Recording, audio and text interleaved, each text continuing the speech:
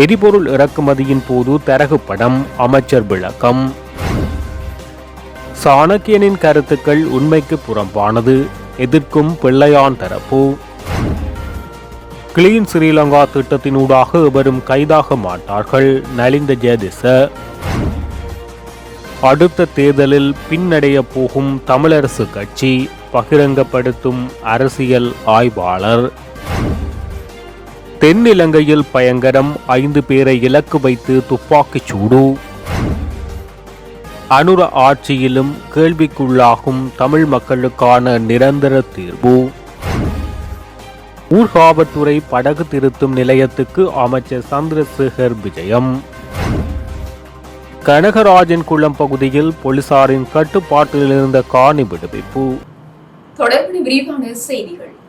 நெடுந்தீவு கடற்பரப்பில் இந்திய அத்துமீறிய ரோலர் படகுகளை தடுத்து நிறுத்துவதற்கு இயலாது விட்டால் எம்மை வேறொரு பிரதேசத்திற்கு மாற்றிவிட்டு நெடுந்தீவை இந்தியாவிற்கு வழங்கிவிடுங்கள் என நெடுந்தீவு இளம்பிறை கடற்றொழிலாளர் கூட்டுறவு சங்கத்தின் தலைவரும் சமாச பிரதிநிதியுமான சத்தியம்பிள்ளை தோமஸ் தெரிவித்துள்ளார். நேற்றைய தினம் யாழ்ப்பாணம் மாவட்ட கடற்தொழிலாளர் கூட்டுறவு சங்க சமாசத்தில் இடம்பெற்ற ஊடகவியலாளர் சந்திப்பில் இவ்வாறு தெரிவித்துள்ளார். நெடுந்தீவு கடற்பரப்பில் பல வருட காலமாக இந்தியா அத்துமீறி எழுப்பப்படல்களினால் தமது கடற்தொழிலாளர்கள் பாரிய இன்னல்களை அனுபவித்து வருகின்றனர். கடந்த 29ஆம் தேதியும் இந்தியா அத்துமீறிய எழுப்பப்படல்களினால் எமது 30 கடற்தொழிலாளர்களின் சுமார் 40,000 ரூபாய் பெறுமதியான வலைகள் அறுத்து செல்லப்பட்டது. எமது கடற்தொழிலாளர்கள் தமது வாழ்வாதாரத்தை கொண்டு செல்ல முடியாத அளவுக்கு இந்திய ரோலர்களினால் துன்பங்களை அனுபவித்து வருகின்றனர். முன்னாள் கடற்தொழில் அமைச்சர் இந்திய ரோலர்களை கட்டுப்படுத்துவதற்கு இந்தியாவில் பேச்சுவார்த்தை நடாத்தினார், தோல்வியில் முடிவடைந்தது. கச்சதீவு இருநாட்டு கடற்தொழிலாளர்களையும் அழைத்து பேசினார், தோல்வியில் முடிவடைந்தது. இவ்வாறு இந்திய கடற்தொழிலாளர்களை கட்டுப்படுத்துவதற்கு மேற்கொண்ட அனைத்து பேச்சுவார்த்தைகளும் தோல்வியில் முடிவடைந்ததால் நாம் என்ன செய்வது? ஆகவே நெடுந்தீவில் இருந்து கொண்டு எமது வாழ்வாதார தொழிலை செய்ய அரசாங்கம் நடவடிக்கை எடுக்காவிட்டால் எம்மை வாழ்வதற்கேற்ற ஒரு இடத்துக்கு மாற்றிவிட்டு இந்தியாவுக்கு நெடுந்தீவை ஒப்படையுங்கள், எங்களை வாழ விடுங்கள் என அவர் குறிப்பிட்டுள்ளார். எரிபொருள் இறக்குமதியின் போது தரகு படம் பெற்றுக் கொள்ளப்படுவதாக தாம் குற்றம் சுமத்தவில்லை என வர்த்தக உணவு பாதுகாப்பு மற்றும் கூட்டுறவு அமைச்சர் வசந்த சமரசிங்க தெரிவித்துள்ளார். 1 லிட்டர் எரிபொருள் 162 ரூபாய் தரகு பணம் முன்னாள் அமைச்சருக்கு செல்வதாக ஜனாதிபதி அனுகுமார் திசாநாயக்கவோ அல்லது தமது கட்சியின் உறுப்பினர்கள் எவரோ குற்றம் சுமத்தியதில்லை என அவர் சுட்டிக்காட்டியுள்ளார். 1 லிட்டர் எரிபொருள் 102 ரூபாய் வரி அறவீடு செய்யப்படுவதாகவே ஜனாதிபதி குறிப்பிட்டார் என தெரிவித்துள்ளார். மேலும் இந்த வரியில் 50 ரூபாய் திரைசேரியினால் கடனுக்காக அறவீடு செய்யப்படுகின்றது என ஜனாதிபதி சுட்டிக்காட்டியிருந்தார் என வசந்த சமரசிங்க குறிப்பிட்டுள்ளார். எரிபொருட்களுக்கான விலை இந்த கடனையும் சேர்த்தே நிர்ணயம் செய்யப்படுகின்றது என அவர் கூறியுள்ளார். எரிபொருள் விலை நிர்ணயமானது விலை சூத்திரத்தின் பிரகாரம் மேற்கொள்ளப்படுகின்றது எனவும் இறுதியாக மேற்கொள்ளப்பட்ட விலை நிர்ணயமும் அவ்வாறே மேற்கொள்ளப்பட்டது என அவர் சுட்டிக்காட்டியுள்ளார். இலங்கை தமிழரசு கட்சியின் மட்டக்களப்பு மாவட்ட நாடாளுமன்ற உறுப்பினர் ராசானகியன் தமிழ் மக்கள் விடுதலை புலிகள் கட்சி 10 ஏக்கருக்கு மேற்பட்ட காணியை பிடித்து வைத்துள்ளது என்று கூறும் கருத்து உண்மைக்கு புறம்பானது என குற்றம் சுமத்தப்பட்டுள்ளது. இது சட்டத்துக்கு முரணானது என்று கருத்துக்களை வெளியிட்டு மக்களையும் அதிகாரிகளையும் திசை திருப்பி குழப்புகின்ற செயற்பாட்டில் ஈடுபட்டிருந்தார் எனவும் தமிழ் மக்கள் விடுதலை புலிகள் கட்சியின் பொதுச் செயலாளரும் முன்னாள் கிழக்கு மாகாண சபை உறுப்பினருமான பூபாலப்பிள்ளை பிரசாந்தன் தெரிவித்துள்ளார். உரிய காணிக்கான திட்ட முன்மொழிவுகள் கொடுக்கப்பட்டு அரசியல் கலாச்சார தலைமைத்துவ மத்திய நிலையத்துக்கான காணி மட்டக்களப்பு திராய்மடுவில் பெறப்பட்டிருக்கின்றது என அவர் தெரிவித்துள்ளார். இதன்போது மேலும் தெரிவிக்கையில் 75 வருடங்களாக செயல்படுகின்ற ஒரு இலங்கை தமிழரசு கட்சி மக்கள் மத்தியில் அரசியல் ரீதியான கருத்துக்களையும் தெளிவூட்டல்களையும் மேற்கொள்வதற்கு மட்டக்களப்பு மாவட்டத்தில் 10 ஏக்கர் அல்ல 20 ஏக்கர் காணியினை நீண்டகால குத்தகைக்கு பெற்று மிக பிரமாண்ட அலுவலகத்தை கட்டி மக்களுக்கு அரசியல் தொழில் செய்யுங்கள். தமிழ் மக்கள் விடுதலை புலிகள் கட்சி மக்களை தெளிவூட்டுவதற்காகவே சட்டப்படியாக 3 ஏக்கர் காணியை இவ்வாறு அரசியல் கலாச்சார தலைமைத்துவ நிலையத்தை அமைப்பதற்காக முன்வந்தால் அதனை மாற்றி 10 ஏக்கர் காணியினை சூறையாடி இருக்கிறார்கள், காணியை கொள்ளையடித்திருக்கிறார்கள் என மிக பொய்யான வதந்திகளை கூறி அதிகாரிகளையும் மக்களையும் திசை திருப்ப வேண்டாம். மக்களுக்காக ஏதாவது நல்ல விடயங்கள் செய்யுங்கள். தமிழ் மக்கள் விடுதலை புலிகள் கட்சி அரசியல் கலாச்சார தலைமைத்துவ மத்திய நிலையம் அமைத்த பிற்பாடு எல்லா அரசியல் கட்சிகளும் இருக்கின்ற உறுப்பினர்களும் வந்து அங்கு இருக்கின்ற நூலகத்தை பயன்படுத்தலாம், அங்கு இருக்கின்ற மண்டபத்தை பயன்படுத்தலாம், முடிந்தால் பாராளுமன்ற உறுப்பினர் சாணக்கியனும் வந்து செல்லலாம் என தெரிவித்துள்ளார். தேசிய மக்கள் சக்தி அரசாங்கத்தினால் ஆரம்பிக்கப்பட்டுள்ள கிளீன் ஸ்ரீலங்கா திட்டத்தின் ஊடாக எவரும் கைது செய்யப்பட மாட்டார்கள் என அமைச்சரவை பேச்சாளர் நலிந்த ஜெயதீச தெரிவித்துள்ளார். இந்த திட்டத்தின் ஊடாக எவரையும் கைது செய்யவோ வழக்கு தொடரவோ அல்லது நீதிமன்றத்தில் முன்னிலைப்படுத்தவோ அரசாங்கம் யாருக்கும் அறிவுறுத்தல் வழங்கவில்லை என அவர் சுட்டிக்காட்டியுள்ளார். எவருக்கும் ஏதேனும் காரணத்துக்காக சட்டத்தை நடைமுறைப்படுத்துவதற்காக கிளீன் ஸ்ரீலங்கா திட்டத்தின் கீழ் பாராளுமன்றத்தில் சட்டம் ஒன்று இயற்றப்படவில்லை என அவர் தெரிவித்துள்ளார். கிளீன் ஸ்ரீலங்கா திட்டம் நாட்டின் நன்மதிப்பினை மேம்படுத்தும் நோக்கில் உருவாக்கப்பட்டுள்ளது எனவும் ஊடகம் ஒன்றுக்கு இந்த திட்டம் தொடர்பில் போலியான தகவல்கள் வெளியிட்டு வருவதாக அவர் தெரிவித்துள்ளார். வீதிகளில் பலாக்காய் அல்லது இலக்கஞ்சி விற்பனை செய்ய முடியாது என ஊடகங்களில் வெளியான தகவல்களில் எவ்வித உண்மையும் கிடையாது என நலிந்த ஜெயதிஸ்ட தெரிவித்துள்ளார். எரிபொருள் விலை அதிகரிப்புக்கு அரசாங்கத்தின் வரி விதிப்பே பிரதான காரணமாகும் என முன்னாள் நாடாளுமன்ற உறுப்பினர் சம்பிக்க ரணவக்க தெரிவித்துள்ளார்.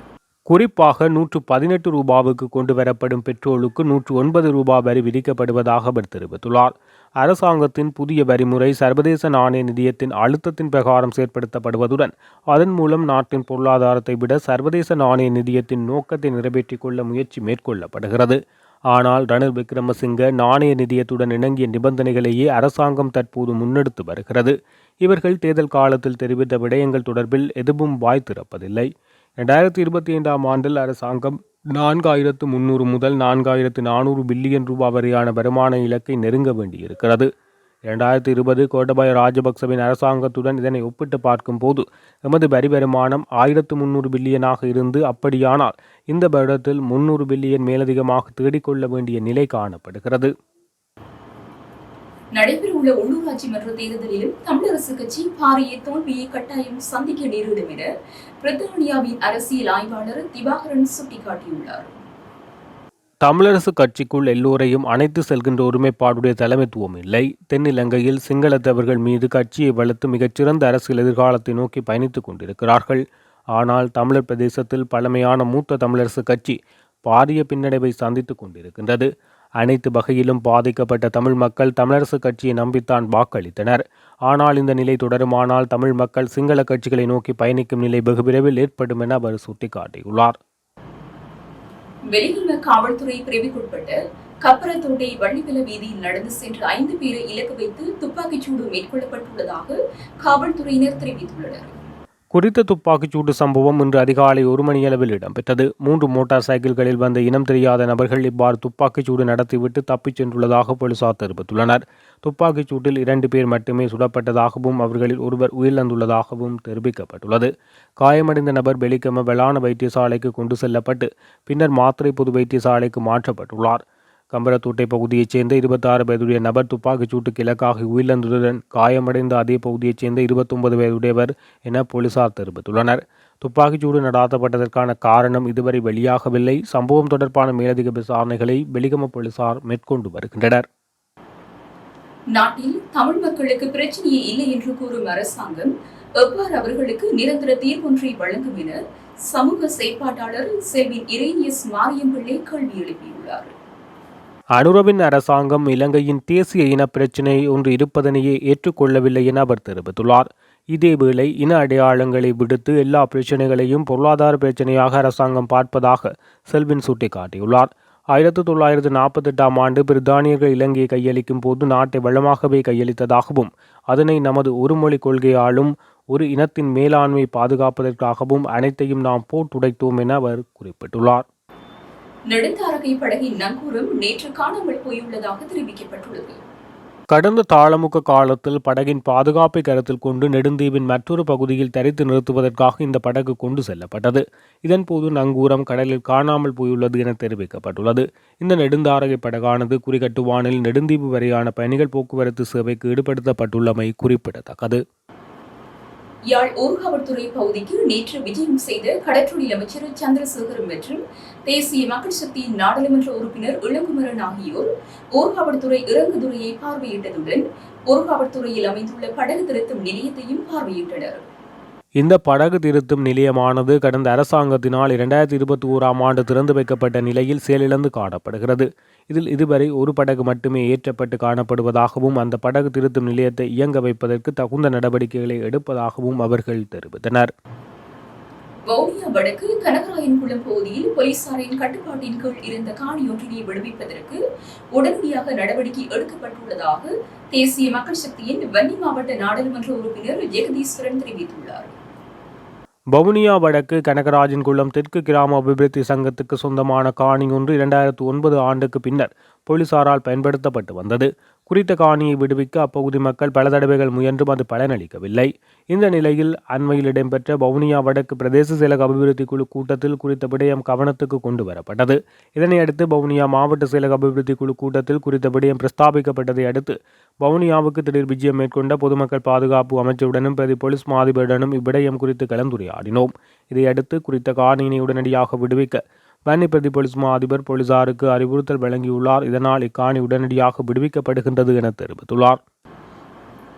புதிய அரசியலமைப்பு தொடர்பில் தமிழ் கட்சிகளுடன் கஜேந்திரகுமார் பேசும் நடவடிக்கை அவரையே முன்னிலைப்படுத்தியதாக அமைந்துள்ளது.